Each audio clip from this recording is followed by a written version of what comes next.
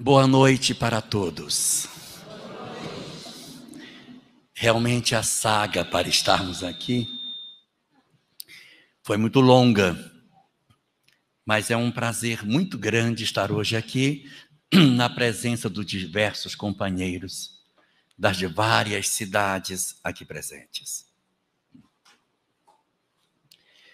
Segundo Emmanuel, no capítulo 1 da obra A Caminho da Luz, rezam as tradições do mundo espiritual, que há muitos e muitos milhões de anos atrás ocorreu uma reunião de seres extremamente evoluídos em uma condição espiritual tão elevada que essas entidades que se reuniram para uma decisão muito importante em relação a nós que aqui nos encontramos, essas entidades podem ser consideradas como espíritos puros em relação à nossa condição espiritual.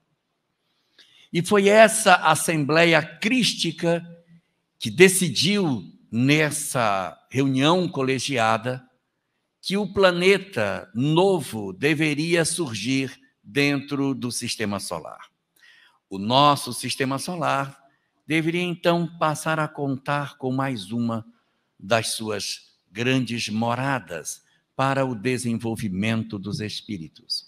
E ali, naquele momento, naquela assembleia, um dos integrantes que ali estavam, um dos espíritos que já possuía, naquela oportunidade, uma grandeza tão extraordinária a ponto de ser considerado um espírito puro, foi designado entre os que ali se encontravam para ser o tutor, para gerir o novo orbe que iria ser formado.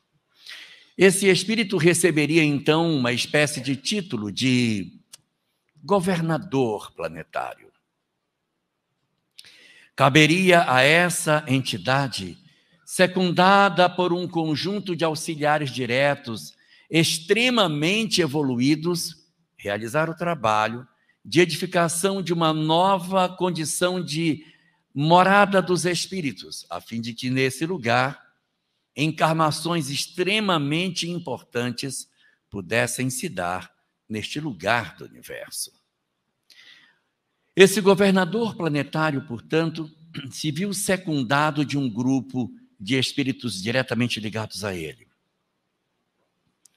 O nome dessas entidades que estão ligadas a ele são diversos, mas eles constituem uma falange de espíritos que recebe o nome conforme o capítulo 8 da obra O Espírito de Verdade, escrito por Chico Xavier e Valdo Vieira.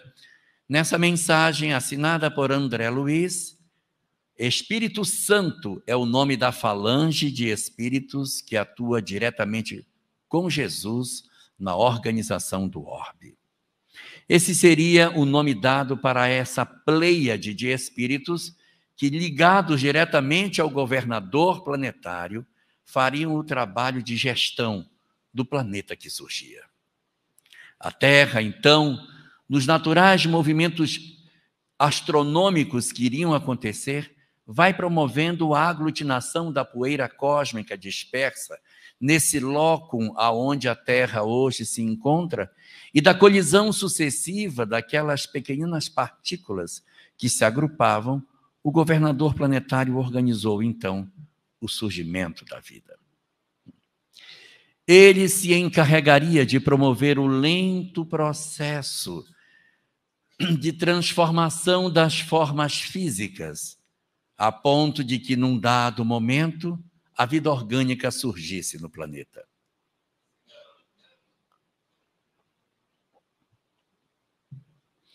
Um estudioso russo chamado Ivanovich Oparin, em 1935, apresentaria uma teoria chamada teoria heterotrófica da origem da vida. E em 1938, a obra de Emmanuel, A Caminho da Luz, traria no corpo da sua obra, no primeiro capítulo, o mesmo conceito da teoria de Oparin. chamando a substância gelatinosa que cobria os lagos mornos na época do surgimento da vida e que foi chamada por Oparin de coacervados, Emmanuel vai dar o nome de protoplasma, uma substância viscosa, gelatinosa, que daria origem à vida. O governador planetário, atento a esse processo de desenvolvimento, vai oferecer-se para gerenciar o desenvolvimento progressivo das espécies nas múltiplas demonstrações da evolução anímica, promovendo o aparecimento de espécies após espécies no longo e silencioso trabalho do tempo, durante quase 1 bilhão de anos, para que as espécies se sucedessem, dando origem à criatura humana. O homem, então, surge sobre a face do planeta. Era um homem recém-saído da infância espiritual, desconhecedor da ciência, da filosofia, da arte e da própria religião.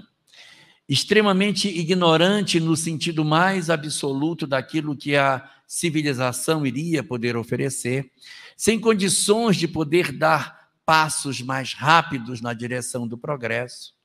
E o governador planetário, atento a essa necessidade, promove uma enxertia na Terra, trazendo para participar também da comunidade planetária um grupo de espíritos que, existindo em outros lugares do universo, aqui aportaram para desenvolver o trabalho de crescimento das antigas civilizações. Alguns poderiam chamá-los de extraterrestres. Afinal de contas, vieram de outros mundos, é verdade. Mas as naves que trouxeram esses extraterrestres para que eles pousassem na Terra são os úteros de suas mães, são naves orgânicas. Eles são espíritos, vieram de outros mundos, embarcam numa nave que é o útero e renascem da maneira mais natural possível, trazendo a genialidade como a característica fundamental das suas condições espirituais. O governador planetário, então, investe nessas civilizações antigas, oferecendo diversos de seus embaixadores para que promovam o despertar espiritual dessa massa de espíritos já bastante desenvolvidos intelectualmente, mas muito atrasados moralmente, que as aportaram no planeta, permitindo com que eles pudessem se desenvolver. No momento em que o governador do planeta reúne com essas massas de espíritos migrados que chegam à Terra, ele oferece a esses espíritos 2 grandes promessas: a promessa menor e a promessa maior.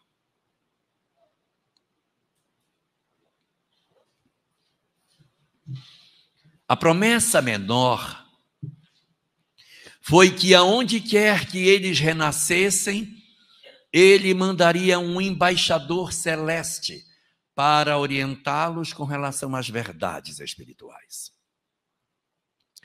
Assim, portanto, são incontáveis os embaixadores que compareceram na Terra, a mando do governador planetário para edificar as bases da religião sobre o planeta. Ali compareceriam os sábios que fizeram os Vedas e os sábios que compuseram a Cabala judaica. Compareceria Krishna, Buda, Sócrates, Pitágoras, Hermes Trismegisto e tantos outros gênios das ciências da vida imortal, trazendo para aqueles espíritos migrados as verdades espirituais que eles tanto precisavam, favorecendo assim o desenvolvimento das criaturas nesse processo de aprimoramento das suas condições espirituais, a fim de que eles alcançassem a lucidez que lhes permitisse voltar para o planeta de origem, para os braços de seus amores, de seus amados que haviam ficado à distância dos mundos de onde eles vieram. E assim se deu. Essas entidades, participando da história da Terra, favoreceram o despertamento de uma quantidade incontável de espíritos que retornaram aos seus mundos de origem, promovendo, em função dessa migração de retorno, um processo de degeneração de seus povos, justificando, na visão da doutrina espírita, a marcha ascensional dos povos que passam pelo seu período de crescimento, glória, apogeu, declínio e queda.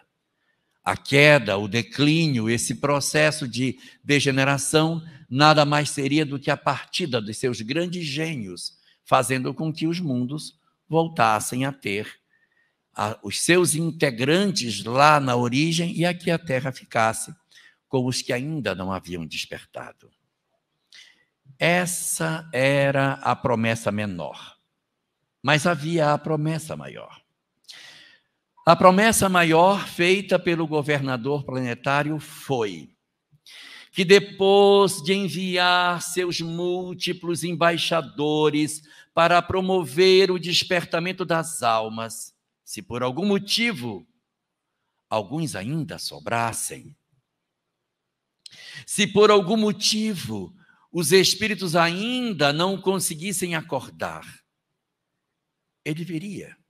Ele viria tanto para os que eram migrados, mas agora também para os que eram da Terra, promovendo uma nova proposta absolutamente diferente de tudo aquilo que até então havíamos visto. Seria uma revelação estupenda, porque não seria uma revelação trazida pelos seus embaixadores, seria uma revelação trazida pelo próprio governador planetário. Seria uma revelação maravilhosa, porque seria uma revelação trazida pelo espírito mais elevado que a Terra já teve a oportunidade de conhecer. E aí nós ficamos imaginando, meu Deus, se o pensamento de Krishna já era tão rico de informações sobre a reencarnação, sobre a lei de causa e efeito, sobre o mecanismo do processo do crescimento e desenvolvimento das almas, se os Vedas falavam de migração planetária, se nós podíamos colher dentro da leitura do pensamento de Hermes Trismegisto a compreensão nítida do processo de crescimento das almas, a ponto de nós sabermos o destino após a morte, das regiões de sofrimento e das regiões de luz que haviam no mundo espiritual e a necessidade do renascimento. Se a cabala judaica chegava ao ponto de dizer que antes de renascermos, passamos por um período de planejamento reencarnatório, onde nós planejamos o que vamos fazer para corrigir as nossas imperfeições, meu Deus, como não seria rica, reveladora, estupenda em termos de informações espirituais, a revelação que seria trazida pelo governador do planeta. A avidez por esse momento começou a crescer, a partir do momento em que começou-se a ter na Terra, 1000 anos antes do nascimento desse governador planetário, as informações de como é que ele seria. As profecias sobre seu nascimento começaram a surgir no seio do povo de Israel. Os profetas do Antigo Testamento, como que recolhendo fragmentos desse planejamento espiritual, desse homem singular que num dado momento iria surgir no planeta, traziam notícias extraordinárias, dizendo que quando ele estivesse na Terra, ele abriria sua boca em parábolas e publicaria coisas ocultas desde a fundação do mundo. Meu Deus! Coisas que o homem nunca soube, nós iríamos ter a chance de saber. Informações que nós nunca tínhamos antes acessado seriam apresentadas a partir do momento em que o governador planetário aqui chegasse. Isaías, Jeremias, Miqueias, Malaquias, João o Batista, Joel, traziam notícias sobre esse homem que nasceria. E dentro de Israel, ele foi chamado de Machia, que significa o ungido.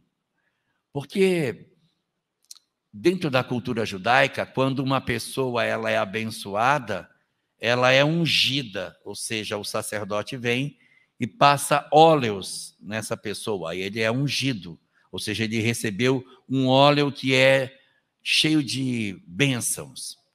E o Messias, ele tinha uma particularidade, ele era ungido de Deus, ou seja, era o próprio Senhor que havia passado óleos nele, ele seria, portanto, algo extremamente especial.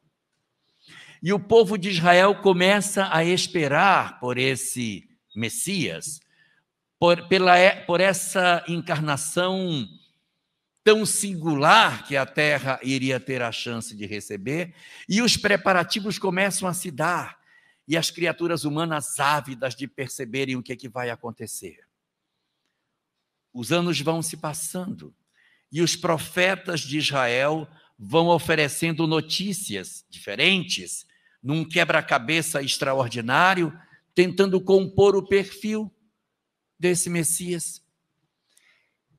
E na hora que a gente começa a recolher as profecias que foram trazidas do mundo espiritual para o mundo físico, nós conseguimos elencar essas profecias e classificá-las em 3 grupos diferentes.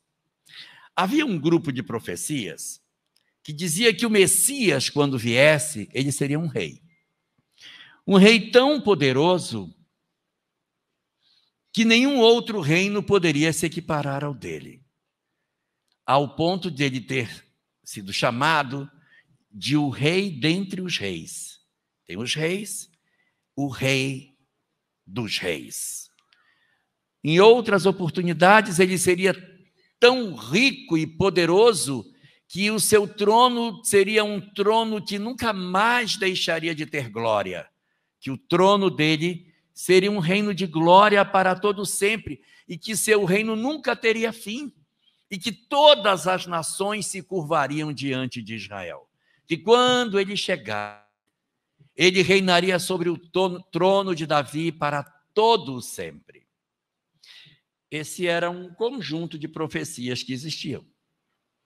Mas havia um segundo grupo de profecias que também estava contido na fala dos profetas e que não encaixava nesse primeiro grupo de profecias.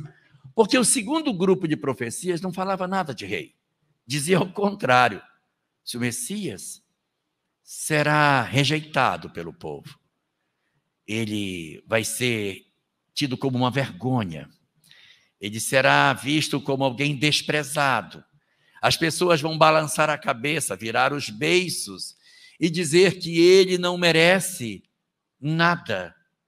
E dizer que ele procure a Deus, que procure Deus, já que Deus se agrada de ti, que ele te procure. Então, eles tinham também um conjunto de profecias falando que ele seria o opróbrio dos homens, o desprezado do povo. E quando eles pegavam essas profecias de um Messias rejeitado, desprezado, humilhado, não casava com o primeiro grupo, que falava que ele era um rei poderoso, um rei extraordinário. Isso em si já era um problema, mas ainda tinha um terceiro grupo de profecias que ainda era diferente dos outros 2. O terceiro grupo de profecias não dizia que ele seria um rei, mas também não dizia que ele era um desprezado. Não falava que ele sentaria num trono refulgente, mas não dizia também que ele seria a vergonha do povo de Israel. falava uma coisa totalmente diferente. Dizia que ele seria um grande mestre, que ele seria o ensinador, que ele traria renovos no entendimento do povo sobre todas as coisas, e que benditos seriam os ouvidos que ouvissem e os olhos que vissem, porque muitos quiseram ver e não puderam, e quando ele chegasse, ele iria transformar todas as coisas. No livro de Isaías, no capítulo 53, no versículo 4, um trecho dessa profecia extremamente conhecido diz: e ele, quando vier, tomará sobre si as nossas enfermidades e carregará as nossas dores. E ele tomou sobre si as nossas enfermidades e carregou as nossas dores. E o povo ávido, esperando por esse Messias. Os séculos foram se passando, as profecias foram chegando, até que 400 anos antes do nascimento do Messias, acabou. Nenhum profeta mais apareceu em Israel. O último profeta foi Malaquias, e o profeta Malaquias, então, trouxe as últimas notícias sobre o Messias e houve um silêncio do mundo espiritual. As pessoas ficaram desesperadas, querendo, de alguma forma, notícias sobre o Messias. Afinal, ele ainda vem ou não vem mais? Passa-se o primeiro século, nada. Nenhum profeta em Israel para trazer nenhuma notícia sobre a vinda do Messias. Passa o segundo século, passa-se o terceiro, passa-se o quarto século. E nada mais foi oferecido ao povo de Israel sobre a vinda do Messias. É como se, de repente, no movimento espírita, todas as mesas mediúnicas silenciassem por 400 anos. Imagine. Faz a reunião mediúnica, ninguém se manifesta. Na semana seguinte, ninguém de novo. 400 anos de silêncio, sem nada a ser oferecido, Zé Aparecido. Nada para o povo de Israel, que já estava sedento demais, já sofria as condições das suas múltiplas dores, dos vários processos de escravização que passaram, escravização dos assírios, dos babilônios, dos macedônios e agora dos romanos. Meu Deus, isso não tem fim. Cadê o Messias que não aparece?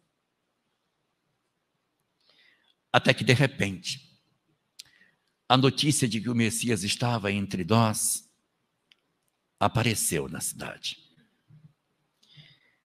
No dizer da doutrina espírita, o governador planetário, chamado de Messias, é aquele a quem chamamos de Jesus. Seria ele o Espírito que recebeu desde o princípio a missão de cuidar do planeta e que agora encarnava na Terra para trazer essa notícia extraordinária. Por que um rei? Por que um rei? Porque essa realeza vista não era a realeza terrena, era a realeza espiritual. Por isso que o trono não tinha fim, por isso que seu reinado não tinha fim, por isso que ele era visto como o rei entre os reis, porque, na verdade, era uma realeza celeste que se implantava. E os médiuns daquele período, os chamados profetas, enxergavam a realeza espiritual de Jesus. Os que viam o Messias desprezado, rejeitado, humilhado, considerado a vergonha, eram os que viam o que aconteceria quando a sua mensagem de extraordinária beleza colidisse com os interesses religiosos e políticos da época em que viveu, fazendo com que ele fosse rejeitado, humilhado e, consequentemente, encontrasse a morte na cruz. Não sei se todos sabem, mas nós temos muito o gosto de ler o Salmo 23. O Senhor é o meu pastor e nada me faltará. Se nós lêssemos o salmo que está antes dele, que é o Salmo 22, nós encontraríamos uma resposta para uma pergunta que incomoda muita gente. que dizem assim: quando Jesus estava na cruz, ele diz: meu Deus, por que me desamparaste? Fraquejou. Nessa hora fraquejou, que se sentiu desamparado. Ali a parte humana falou mais alto. Não é verdade. O evangelista Mateus tem até o cuidado de dizer que ele falou essa frase em hebraico, não foi nem em aramaico. Que se fosse em aramaico, ele não precisava traduzir para o hebraico. Mas ele, quando fala, diz que ele teria dito: Eli, Eli, lama sabachthani. Isso é hebraico puro. Meu Deus, por que me desamparaste? São com essas palavras, Adilson, que começa o Salmo 22. Meu Deus, por que me desamparaste? E a sequência do Salmo é a descrição da crucificação. Versículos 18 e 19, que fecham essa leitura, dizem: eles transpassaram meus pés e as minhas mãos. Roma não tinha nem sido fundada, e a profecia falava que o Messias teria sua mão e seus pés transpassados. E o versículo 19 diz: repartem entre si as minhas vestes e tiram sorte sobre a minha túnica.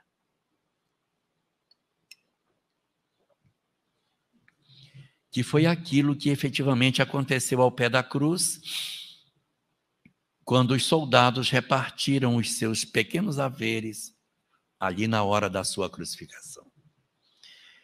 Vemos assim, portanto, que essa leitura do rejeitado, do opróbrio, daquele que o povo não quer, como a representação desse cenário do que acontecia na Israel daquele tempo. Mas as profecias que mais nos interessam são aquelas que falam da grandeza do governador planetário, a quem chamamos de Jesus, nesse grande mecanismo de ser o consolador dos nossos corações. É muito comum, quando as pessoas se referem a Jesus, evocarem como sendo um sinal da sua grandeza espiritual os milagres que ele realizou. Afinal de contas, ele curou pessoas. Ele fazia as suas curas nos doentes. Estabeleceu 7 formas diferentes de curar os enfermos. Uma leitura atenciosa dos evangelhos vão nos revelar que, por exemplo, Evangelho de João, capítulo 9, ele cura um cego de nascença, ele cospe, pega a terra, mistura, faz uma papinha de terra com saliva e aplica nos olhos desse homem. No Evangelho de Marcos, no capítulo 8, ele cura um outro cego, mas ele não usa terra, ele só cospe nos olhos dele. É uma outra técnica. Não usou terra, só usou a saliva. No capítulo 7 do Evangelho de Marcos, ele tem uma outra cura. Ele vai para a região da Decápolis e encontra um homem que é surdo e que é gago. Ele enfia os dedos no ouvido do homem, cospe e passa a saliva na língua dele e ele fica curado. É uma outra técnica. Existe uma outra oportunidade em que Jesus cura tocando as pessoas. Isso são diversas as curas que ele toca e cura as pessoas. É uma quarta técnica que ele utiliza. Existe uma outra que ele cura com palavras. São várias que ele cura com a palavra. O cego de Jericó é um deles, em que ele diz: o que tu queres que eu faça? Senhor, que eu veja. Então, vê. E o cego de Jericó torna-se, então, capaz de ver. Então, com a palavra, ele também curou. Existem circunstâncias que ele curou sem o toque direto, mas com o toque do outro nele, que é o caso da mulher hemorroíça, que vai pelo meio das pessoas e diz: se eu tocar nele, eu vou ficar curada. Não foi ele que a tocou, foi ela que tocou nele e ela fica curada. É uma outra técnica para curar. E existe a 7ª dessas, que é quando ele cura à distância, que eu acho que todo mundo aqui conhece, a cura à distância, que é a cura do servo do centurião, em que ele diz: Senhor, eu não sou digno que entreis na minha casa, dizei uma só palavra e ele ficará curado. Então, a distância cura o servo do centurião. Nem o vê, nem o toca, não tem saliva, não tem nada. Então, são 7 formas diferentes. E há pessoas que se deliciam com tudo isso. Meu Deus! Que coisa extraordinária! Essa capacidade de curar as pessoas que estão doentes. De fato, é fantástico você ter um poder magnetizador para ser o curador nosso. Os nossos males, as nossas feridas, as nossas dificuldades, os dramas que a gente traz nas nossas existências. Quem de nós que arrasta uma doença física não gostaria de ter a cura dos seus males do ponto de vista físico? Nós temos uma obra da Lavra de Chico Xavier, que é uma obra diferente. A gente sabe que Chico produziu muitas obras psicográficas, não é? Mas ele produziu 2 obras que são psicofônicas. Eram mensagens oferecidas no final da reunião mediúnica. E aí o pessoal gravava num gravador deste tamanho a mensagem final e depois eles degravaram essas mensagens e criaram 2 livros com essas mensagens. O volume 1 se chama Instruções Psicofônicas, isso é dos anos 51, 52, e o segundo volume chama Vozes do Grande Além, que é o ano 52, 53 das mensagens recebidas. Nós temos assim, portanto, um acervo de mensagens muito interessante, obtidas no final das reuniões produzidas por Francisco Cândido Xavier, aonde entre elas existe uma que nos chama bastante atenção. O nome da mensagem é Aviso Oportuno. Quem assina esta mensagem é um espírito chamado Inácio Bittencourt. Inácio Bittencourt foi espírita e médium, e era médium de cura. Inácio Bittencourt era médium de cura. Qual era o trabalho de Inácio Bittencourt? Realizar nas casas espíritas o trabalho de cura das pessoas. Então vinham pessoas com problema na visão, ele trabalhava como médium, curava cegos, surdos, cânceres, tumores, coluna, diversos males físicos que as pessoas possuíam. Inácio Bittencourt dedicou a vida como médium de cura para realizar o trabalho de socorro a essas criaturas. E ele comparece no final da reunião com Chico Xavier para trazer a sua experiência. O que ele conta? O que ele conta? Ele vem dizer que quando ele desencarnou, que ele chegou no mundo espiritual, ele foi recebido no mundo espiritual pelas pessoas que ele havia curado. Não é lindo? Olha que recepção maravilhosa.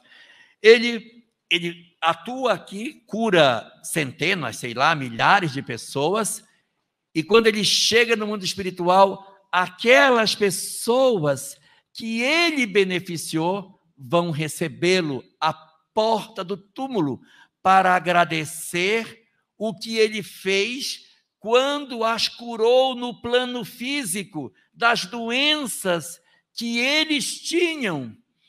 Inácio Bittencourt fica profundamente emocionado porque não imaginava que eram tantas as pessoas que ele havia podido beneficiar com a sua mediunidade. E quando ele está contemplando aquele exército de pessoas em torno dele, ele para observar os que estavam recebendo, ele percebe que todos estão com as mesmas doenças que ele curou eles do lado de cá. Quem era cego, está cego lá. Quem tinha problema de coluna aqui, está com problema de coluna lá. Os mesmos problemas físicos que os espíritos apresentavam deste lado da vida, estavam apresentando do outro lado. Por quê? Porque ele se ocupou de curar o corpo e esqueceu de curar a alma. E ele diz assim: foi somente aqui, depois da minha desencarnação, por isso que o nome da mensagem é Aviso Oportuno, foi somente aqui, depois da minha encarnação, que eu descobri que eu fiz tudo errado. Que não era isso que eu deveria fazer.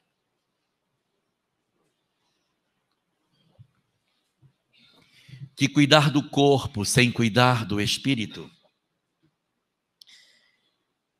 é tentar consertar uma árvore endireitando-lhe a sombra, é o que ele diz. Imaginem que você tem uma árvore que tem uma sombra e a sombra está toda torta no chão.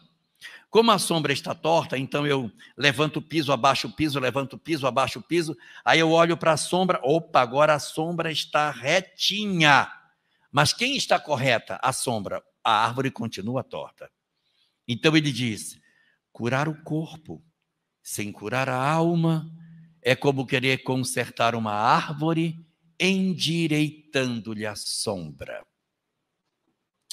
E essa é uma tarefa que o Cristo não se ocupou de fazer, porque a grande tarefa executada pelo Cristo não foi a de curar simplesmente corpos. Talvez, conforme assevera Allan Kardec no livro A Gênese, talvez, se Jesus tivesse se ocupado apenas com o objetivo de curar corpos, é provável que nem sequer hoje o conhecêssemos de nome.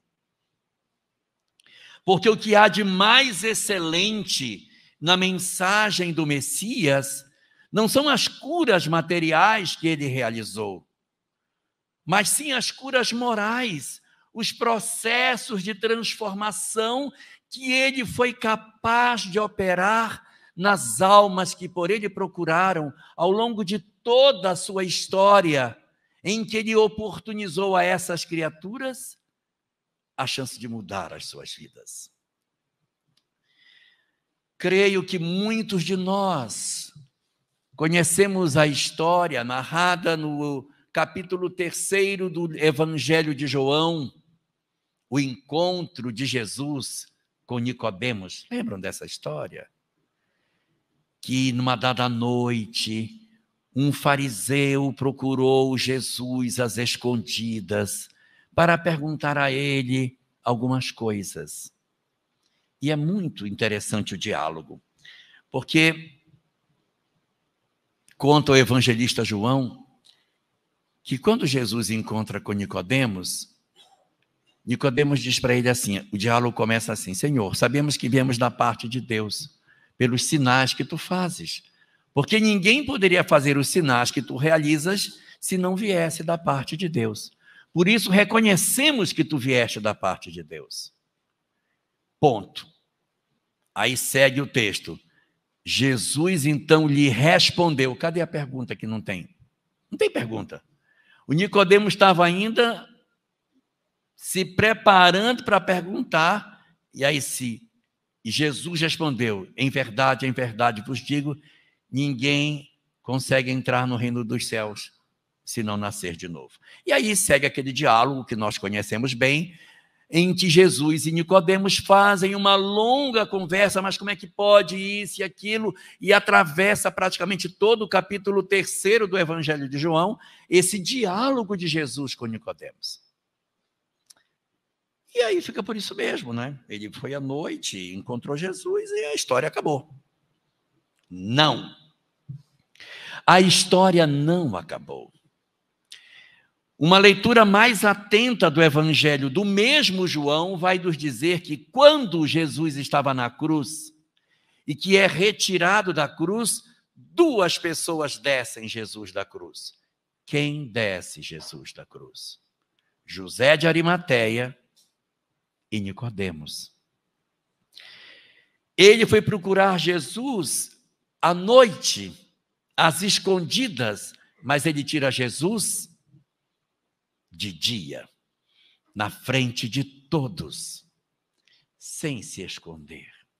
Um sacerdote não pode tocar o corpo de um morto E ele não se importa de fazer isso. Ele mancha suas vestes com o sangue. E ele não pode, porque um sacerdote não pode tocar o morto, salvo se não tiver ninguém para socorrê-lo. Nessas horas, o Talmud permite que um sacerdote possa recolher um morto. Razão pela qual, na parábola do bom samaritano, o sacerdote não recolhe o homem à beira do caminho. Mas é importante observarmos que o mesmo Nicodemos que vai às escondidas, aparece às claras. Ele que não queria dizer quem era ele, agora se mostra na frente de todos, indicando para nós que o diálogo feito com Jesus surtiu efeito. Ele mudou vidas. O Cristo tinha a capacidade de mudar vidas. É o que relata o Evangelho de Lucas, no seu capítulo 19, quando conta a história de Zaqueu. Lembra Zaqueu? Estava no alto da árvore, Jesus conversa com ele, ele desce, Jesus vai à sua casa, janta, não sabemos o que houve no diálogo, e quando Zaqueu sai, diz: tudo que eu tiver tirado, pagarei 4 vezes o que eu tiver tomado de alguém. Isso é o poder transformador que o Cristo possuía. Mas talvez entre todas as histórias de transformação, daqueles que tiveram a oportunidade de entrar em contato com Jesus, a história que mais toca o coração das criaturas é a história de uma mulher de nome Maria, da cidade de Magdala. Nós temos poucas notícias sobre ela no texto dos evangelhos, mas a literatura espírita mediúnica nos oferece algumas informações adicionais sobre o que teria acontecido. E a obra de Edivaldo Franco e as suas palestras também trazem outras contribuições que, quando somadas, oferecem um quadro bastante nítido das circunstâncias em que se deu o encontro de Jesus com Maria de Magdala. Conta Edivaldo que ela ainda era uma moça jovem, de aproximadamente uns 15 anos de idade, quando ela tem notícia de que o Messias estaria na cidade. Ela ouve, mas ela não tem a chance de falar com ele. Ela apenas ouve as pessoas comentando: sim, o Messias está, o Messias existe. E ela: mas já apareceu? Sim, existe, mas ninguém sabe onde está, mas as profecias dizem que ele teria nascido. Mas onde está? Ninguém sabia dizer. Mas é a primeira vez, com aproximadamente 15 para 16 anos, que ela ouve falar de que existia um Messias, que esse Messias viria, que ele ofereceria, mas ninguém sabia dizer se estava já na terra, se não estava, se estava onde vivia, não havia notícia. Mas ela ali começa a dizer: então existe a possibilidade de alguém que venha trazer consolo e esperança para os corações sofridos? Ela registra essa história e narra Edivaldo que ela teria experiências profundamente infelizes no campo afetivo. Ela se apaixonaria por um homem, e este homem, depois de se aproximar dela e de viver uma história de amor com ela, a teria abandonado. E a sociedade dura, perversa, da sociedade de Israel daquele dia, acaba rejeitando Maria, e sua família vira as costas para ela. Ela se torna, então, uma mulher, de certa maneira, rejeitada pela sociedade. Então ela decide sair de onde ela está e vai para outra cidade. Uma cidade onde havia bastante movimentação, que era a cidade de Magdala. Ali ela se estabelece e, por ser uma mulher jovem, muito bonita, ela começa a ter parceiros, e não que ela seja uma prostituta na acepção correta, exata do termo, mas ela é uma mulher que tem uma vida livre. Ela escolhe seus parceiros quando ela quer, quando ela não quer, quando ela quer sim, quando ela não quer não. Ela tem uma visão de vida afetiva muito adiante do tempo dela. Hoje ela seria uma mulher simplesmente que deseja viver uma vida solteira livre, mas não necessariamente com um rótulo. Ela é uma prostituta que vive da prostituição. Ela é uma mulher que decidiu viver a vida dela como ela quis. E ela descobre que ela é estéril. E isso a mexe profundamente, que não adiantava ela casar. Quem ia querer casar com uma mulher que não pudesse dar filhos a ela, a ele? Então ela se consagra a essa vida de cortesã. E ela vai vivendo os seus dias dessa forma, sem ter nenhum tipo de amparo espiritual. E Divaldo nos conta que ela desenvolveu um processo de depressão muito profundo e que ela agia da seguinte maneira: em certos momentos, ela estava nas festas, rindo, brincando, de repente ela era tomada de uma apatia, de uma tristeza tão grande que ela se recolhia no quarto e ficava sentada na cama olhando para a parede fixa, sem se mexer da posição.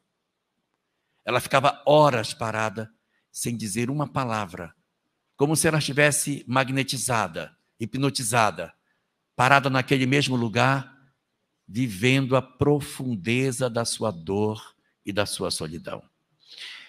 Sua situação de dor era tamanha que, quando ela entrava nesse estado de prostração, as suas servas tiravam os sapatos, para que, quando andassem na casa, não fizessem barulho para incomodar a senhora. Assim, sua vida transcorreu entre esses momentos de alegria e esses episódios de profunda tristeza que ela percebia.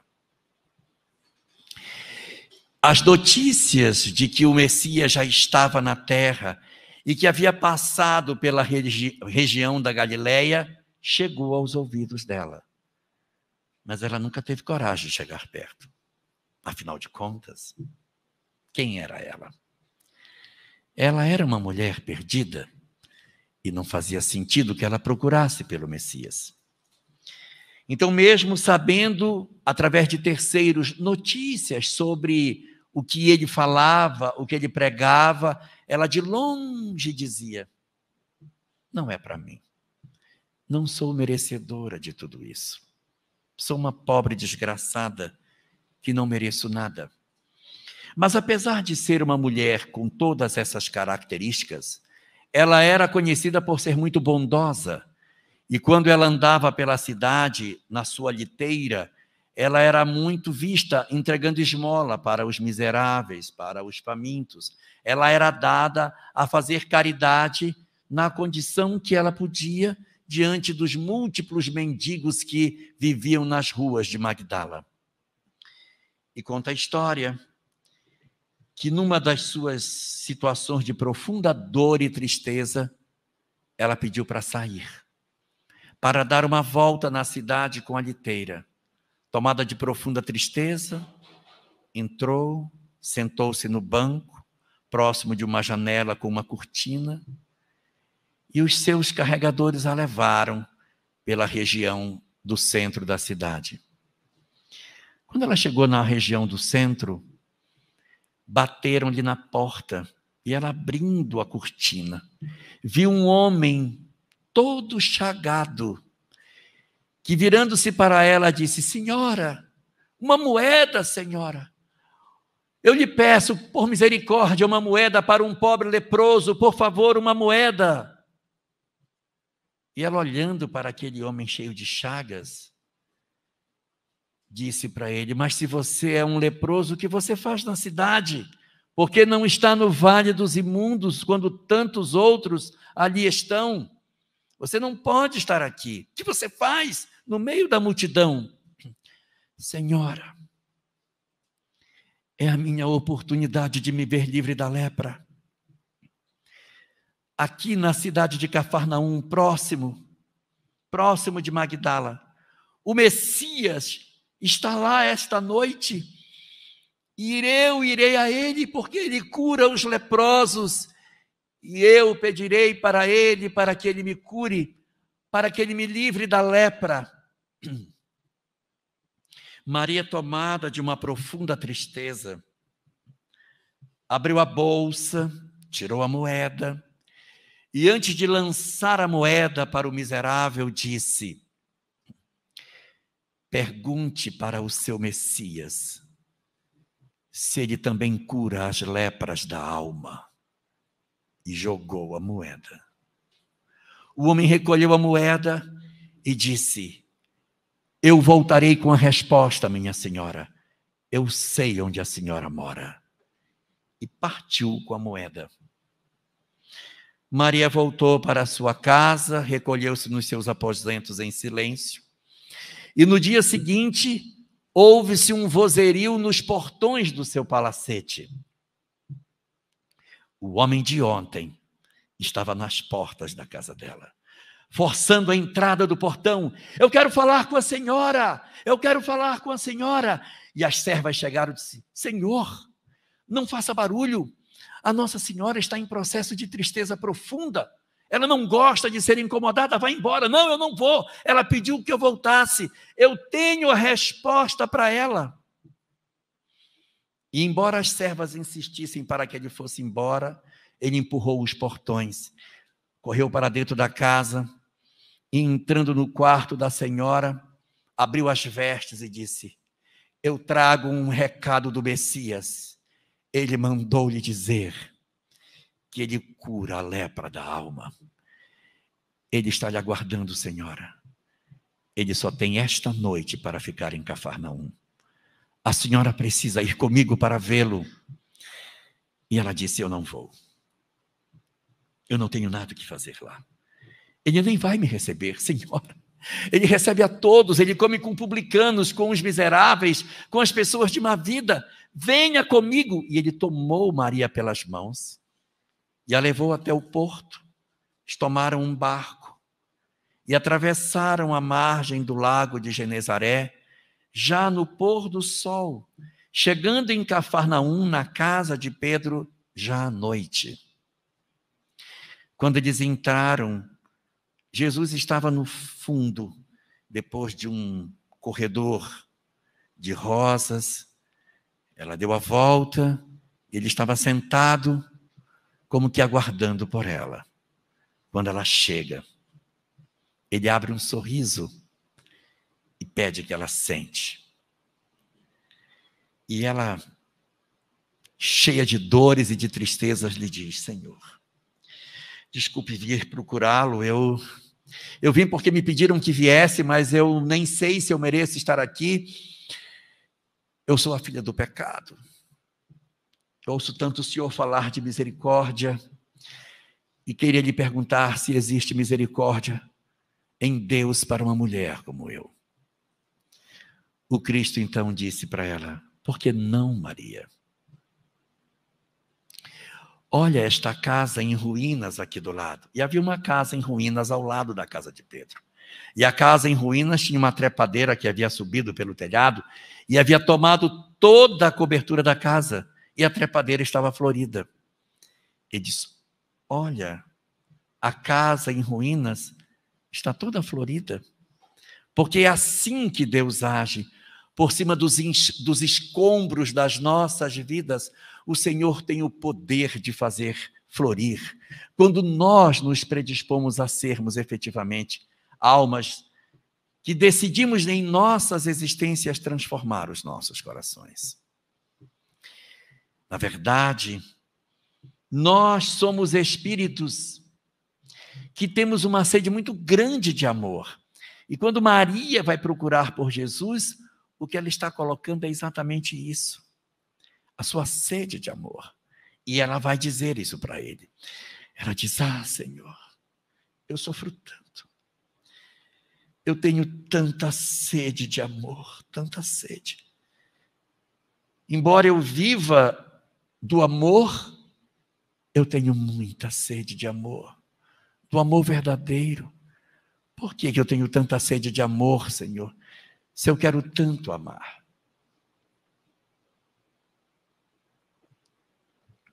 O Cristo então lhe disse: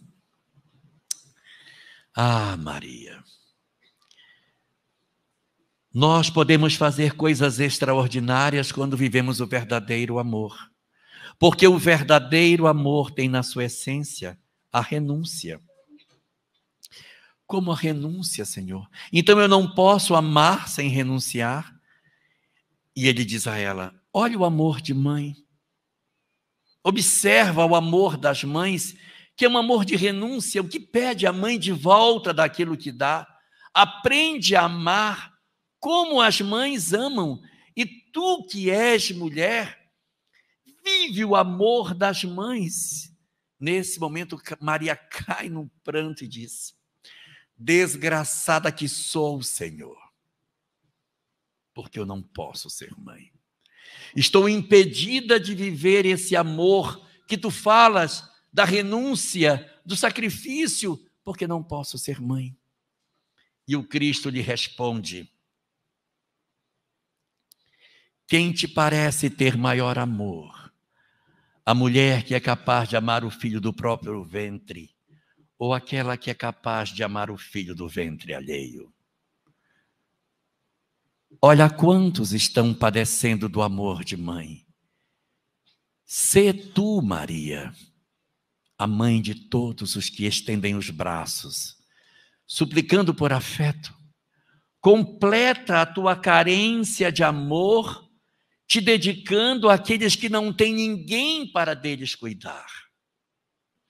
E foi nesse momento, oferecendo a Maria uma perspectiva totalmente diferente, que ela desperta para o entendimento mais exato do sentido e do propósito do amor nas nossas vidas. A partir dali, Maria de Magdala se tornaria uma das suas discípulas mais fiéis.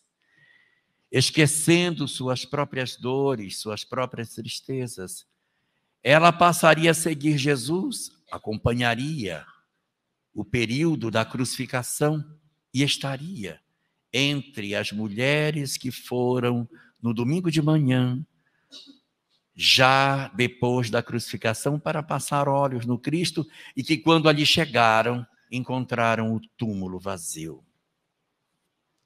As mulheres ali ficaram, e Maria se recolhe entre elas e vai para o horto, para um jardim, e de repente o Cristo aparece para ela. Ela é a primeira pessoa a ter a notícia de que a vida continua. Jesus teve diversos discípulos. Ele poderia ter aparecido para Pedro, ele poderia ter aparecido para Judas, poderia ter aparecido para tantos outros, mas ele vai aparecer primeiro para Maria de Magdala. É ela, a mulher, a rejeitada, aquela que era tida como de má vida, mas pela mudança profunda que ela fez nas suas histórias, no seu trato consigo mesmo, ela mereceu a honra de ser a portadora da notícia de que a vida continua.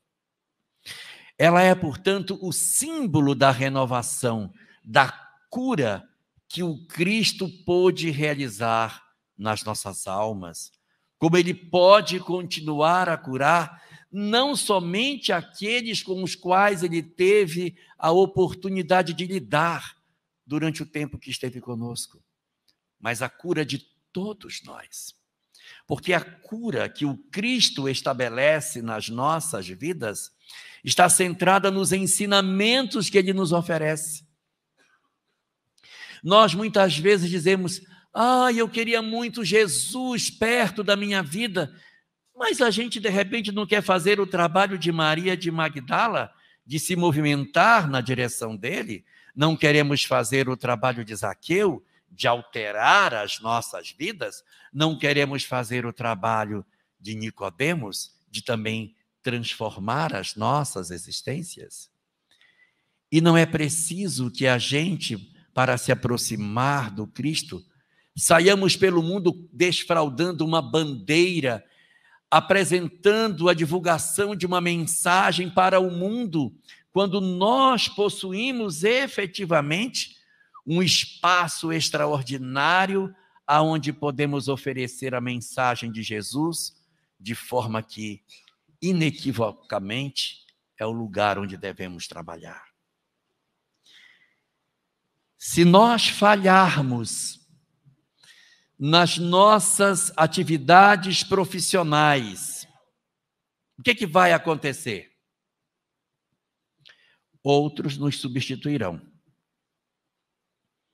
Se nós falharmos nas nossas atividades na casa espírita, o que vai acontecer? Outros nos substituirão.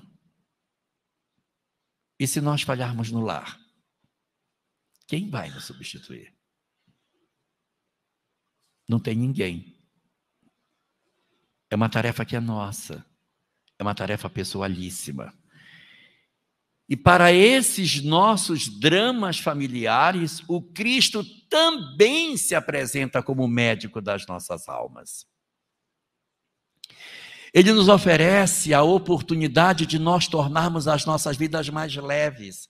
Ele diz assim: vinde a mim todos que estáis cansados e aflitos, e eu vos aliviarei. Mas vai aliviar como? Estou aflito, como é que ele vai me aliviar? Ele nos alivia, não é ele pessoa, é quando nós nos aproximamos dos ensinamentos que ele diz. Então, se a proposta do Cristo é perdoar as pessoas, na medida em que eu perdoo as pessoas dentro do meu lar, a minha vida fica mais fácil. Quando nós carregamos mágoa, quando nós carregamos sentimento de rancor ou até de ódio de um familiar, nós sabemos que nós não ficamos bem. A gente não dorme bem, não se alimenta bem, a gente fica doente, a vida fica tensa. Nós, às vezes, temos até que administrar uma medicação para poder facilitar o sono e a gente não tem sossego, porque a mágoa, o ressentimento torna a vida muito pesada. E a gente acorda e diz: estou morto de cansado. Estou cansado. Eu já não aguento, eu estou morto, eu não aguento mais, eu estou morto de cansado.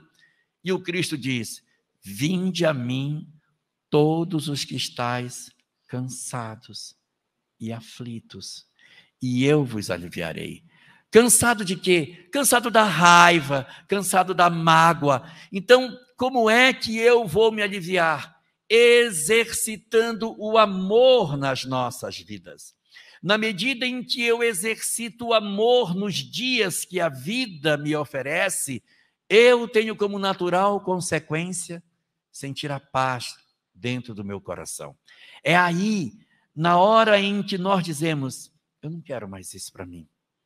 Estou cansado de ter raiva. Eu vou passar a ter uma nova leitura. E essa leitura a gente passa a ter quando olha o outro pela leitura que a doutrina espírita me dá. Quando eu começo a ver que a família nos reuniu para que a gente se acerte, para que eu aprenda. Ah, mas ele é muito torto, mas torto é ele, não sou eu, né? Porque ele é torto que eu vou ter que ficar torta também. Então, ele é torto? Que ele seja. Mas o meu papel não é me irritar porque o outro é do jeito que é. Isso é problema dele. Eu preciso ser do jeito que eu tenho que ser e dar ao outro o direito de ser como ele quiser. Eu não posso carregar uma cruz porque o outro não corresponde àquilo que eu gostaria que ele fosse. Nós, muitas vezes, guardamos a ilusão de que a gente tem que fazer tudo para que os nossos filhos sejam maravilhosos. E a gente poder dizer: olha, eu tive 5 filhos, formei todos 5. Um é médico, um é engenheiro, um é psicólogo, um é advogado e o outro é contador.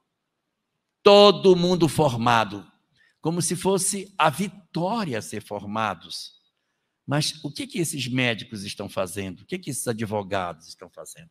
De repente, o médico é aquele que faz a sutura. Tem dinheiro para pagar? Não, então tira a sutura, vai com um buraco para casa de volta. De repente, o psicólogo, ele está no consultório receitando suicídio para as pessoas. O engenheiro está participando de licitações e fazendo uma série de movimentações fraudulentas dentro do cenário da nossa sociedade atual. O advogado Eu nem sei o que é que um advogado pode fazer de ruim, não tenho nem ideia. E o contador está fazendo o imposto de renda dos outros. Então, às vezes a gente tem uma ilusão de que a gente tem êxito quando todo mundo está bem financeiramente. É uma ilusão. O nosso verdadeiro objetivo é que a gente se ame. Às vezes uma família mais simples vive de maneira mais harmônica de uma família que tem mais dinheiro. É doído, mas a gente só descobre isso quando fica velho. Que a gente poderia ter sido mais feliz com menos. Trabalhou tanto para poder dar conforto e no final acabou piorando a situação. Talvez com menos a família pudesse ser até mais unida, não tivesse tanta briga por herança. Então, na hora em que você se aproxima dos ensinamentos do Cristo, você começa a ter uma releitura de todas essas coisas, porque ao invés de eu estar cansado de tudo que acontece, eu passo a ler os meus familiares como se eles fossem espíritos que se reencontraram comigo, para que a gente consiga cicatrizar as feridas que a gente traz e exercitar a capacidade de entender a circunstância do outro na condição que ele está e aceitar as pessoas na natural condição que estamos. Aceitar a família real que a gente tem, sem querer mentir. Minha família é linda. Ai, como se nós todos tivéssemos família de propaganda de margarina. Nós não temos aquela família maravilhosa, todo mundo sentado à mesa, passando, rindo, margarina no pão. Não é assim. Nós temos dificuldade. Então é aceitar a família real. Eu tenho dificuldade com meu pai, eu tenho dificuldade com a minha mãe, eu tenho dificuldade com meu filho. Mas eu estou lutando. Eu estou me esforçando. É esse que é o sentido da mensagem de Jesus, para que a gente consiga se libertar desse processo de dor que a gente sente, que a gente está cansado, não aguento mais, eu estou morto de cansado, porque está fazendo força demais, está fazendo força, se está pesado, está fazendo muita força. E às vezes nós estamos também muito ansiosos, preocupados demais com o dia de amanhã, o que vai comer, o que vai vestir. Meu Deus, como é que vai ser? E quando eu morrer, como é que vai dar desse menino? E quando eu morrer... Gente, quando morrer, você vai morrer. Pronto. Você vai estar do lado de lá, vai virar mentor dele. Deus sabe. E a gente fica querendo corrigir Deus. Eu acho que eu não devo morrer agora, eu devo morrer só depois. Deus sabe. Se passou por uma circunstância, não se aflija. A gente vai fazer o que puder, mas sem aflição. Porque se eu tiver fé, eu não preciso me afligir. Se a gente se aflige, é porque a fé está frágil. Se a minha fé estivesse forte, estivesse robusta, os dramas da vida poderiam vir. E eu diria, é pesado. Mas eu tenho uma visão diferente disso. E apresento para mim mesmo a visão espiritual que a doutrina espírita me deu, para que eu consiga reinterpretar todas essas coisas dentro das nossas vidas. Então, uns estão cansados porque estão querendo carregar o mundo nas costas. E os outros estão aflitos porque estão perdendo a fé. Então, a gente precisa se reconectar com Jesus. Não é um Jesus teológico, é nos aproximarmos da proposta de amar, de perdoar, de não teimar com as pessoas, de não brigar com ninguém, parar de fazer força, deixa o outro ser como ele quer, deixa. Às vezes a gente está casado, tem 40 anos e quer mudar o outro, não muda mais, gente. Já tem 40 anos de casado, não muda mais não, não muda mais não. Aceite o outro, aceite, é assim. Não é? Ah, mas ele é muito chato, porque toda vez que eu faço que ele reclama, vai continuar reclamando. E se eu absorver isso, eu vou ficar pior. Então, a cura nas nossas almas é quando eu ressignifico a vida diante de mim. Quando eu começo a ver que a vida é imortal, que eu sou um espírito transcendente, que isso aqui é só uma existência que vai acabar. Isso vai acabar, gente. Esse corpo feio que a gente tem, a gente vai deixar. Vai deixar, vai ter outro. Não vai ser esse. Isso é uma circunstância. A doença que a gente tem vai ficar. Nós somos espíritos imortais. Nós somos transcendentes a todas essas coisas. A grande proposta de Jesus é essa. É isso que ele veio nos falar da imortalidade. Por que ele veio falar da imortalidade? Para dizer que a gente não se agarre demais nas coisas, se agarrando como se isso fosse o tudo. Não tem vida depois da morte? Por que a gente está brigando tanto se a gente vai embora e vai deixar tudo? Vai ficar nada, não vai levar nada. E fica brigando pelas coisas. Na hora que eu entender o que significou a proposta de Jesus, em dizer que nós somos todos irmãos ao falar que Deus é Pai, em nos oferecer a imortalidade como sendo a grande lei, e o amor como sendo a forma de nós sermos felizes, tudo muda de sentido. A gente às vezes quer ser feliz sem amar, não existe essa possibilidade. Quero dizer a vocês que não existe possibilidade de sermos felizes sem amor. A felicidade é a consequência do amor. Aí eu quero ser feliz sem amar, não, mas eu quero que Deus me dê felicidade, mas eu não quero amar. Não vai conseguir, não vai conseguir. O amor é que abre as portas da felicidade. É só a gente observar, quando eu não amo, o quanto de desamor vem para a minha alma, o quanto de infelicidade eu sinto. Então está na hora da gente fazer a mudança. E ver Jesus como o grande instrumento de libertação de todos nós. No apontamento de que a vida continua para todos nós, para os nossos filhos que partiram. Jesus, quando apareceu após a sua crucificação, reapareceu por 3 razões diferentes. A primeira foi essa, para que todos nós soubéssemos que a vida continua e nos libertássemos dessa mesquinhez do mundo material. A segunda foi para que seus discípulos percebessem que a morte não existe, e a partir daí, eles se entregaram à divulgação do Evangelho a ponto de morrer, já que viram que a morte não existia. Mas ele também reapareceu por uma terceira razão. Ele reapareceu para a sua mãe, para dizer a ela que os filhos vivem. Numa notícia para todos nós, que trazemos a alma apunhalada pelo luto, pela partida dos anjos das nossas vidas, que por algum motivo a morte levou dos nossos braços. Lembremos da ressurreição do Cristo que reaparece, dizendo a Maria de Nazaré: sim, minha mãe, eu vivo, vim para te dizer que a vida continua. Assim como veio para dizer para todas as mães que aqui se encontram e as que nos assistem pela internet, que sim, os nossos filhos vivem. As chagas das nossas almas, as nossas feridas, estão todas tratadas na medida em que nos aproximamos de Jesus, o grande médico de todos nós. Muito obrigado. Uma boa noite para todos.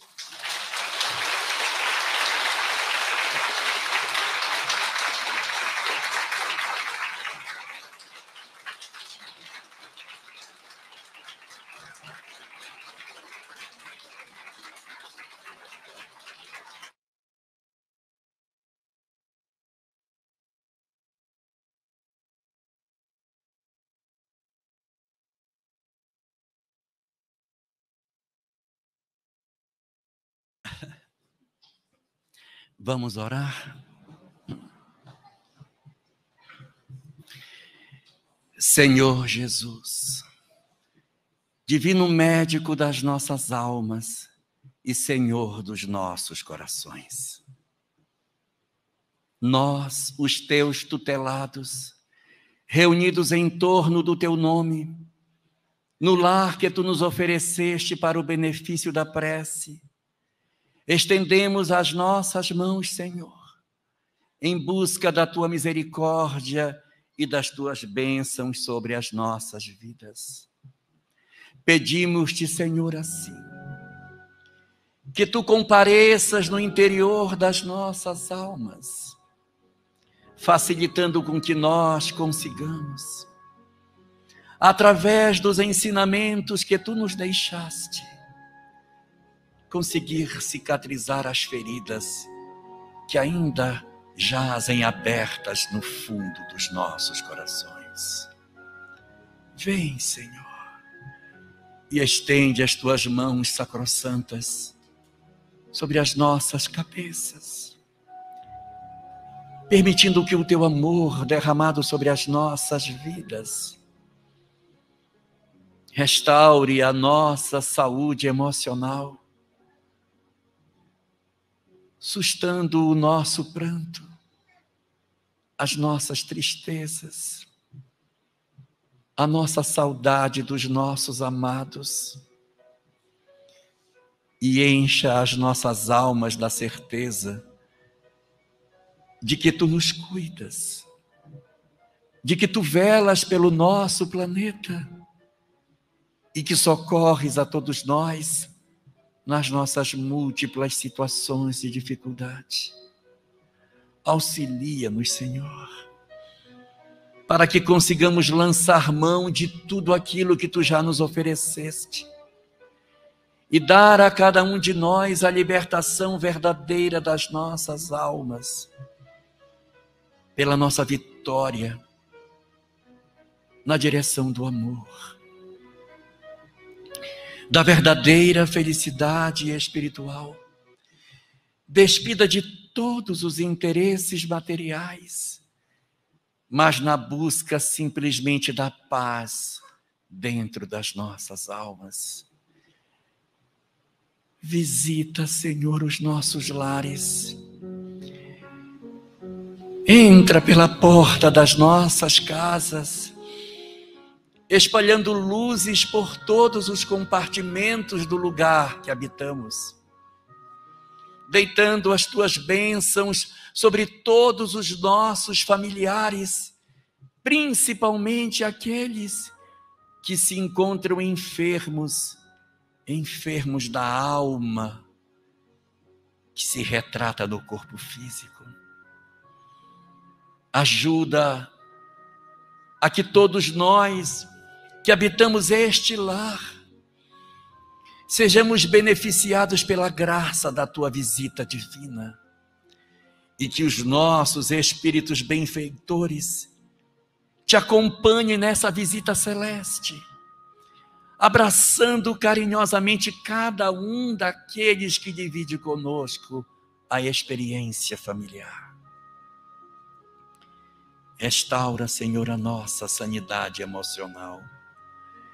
Reedifica as nossas condições de saúde, para que nós possamos voltar a ter alegria de viver, vontade de sermos quem sempre fomos, a alegria de acreditarmos no amanhã e a lucidez de sabermos que somos almas imortais e que nada poderá destruir o que somos, e que se obedecermos à lei de nosso Pai, nós teremos a ventura de nos recolhermos nos teus braços quando chegar o momento da nossa partida.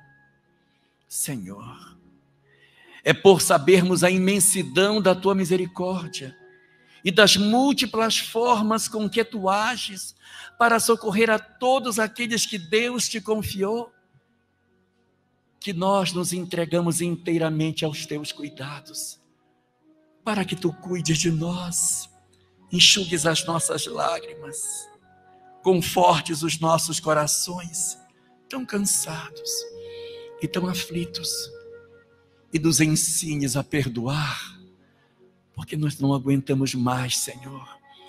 Ensina-nos a perdoar, a retirar a mágoa do fundo das nossas almas e nos libertarmos verdadeiramente como tu assim o desejas. Permite, enfim, Senhor, com que o conhecimento espírita retire verdadeiramente o véu dos nossos olhos e nos conceda a graça de vermos a vida pelos olhos do Espírito, oportunizando a nós e aos nossos familiares e a toda a humanidade de nosso planeta o dom de descobrirmos a necessidade do amor nas nossas vidas. Que o teu amor e a tua bênção esteja derramado sobre todos nós, sobre toda a humanidade, e que o teu amor cubra o coração de todas as mães que soluçam por seus filhos que partiram.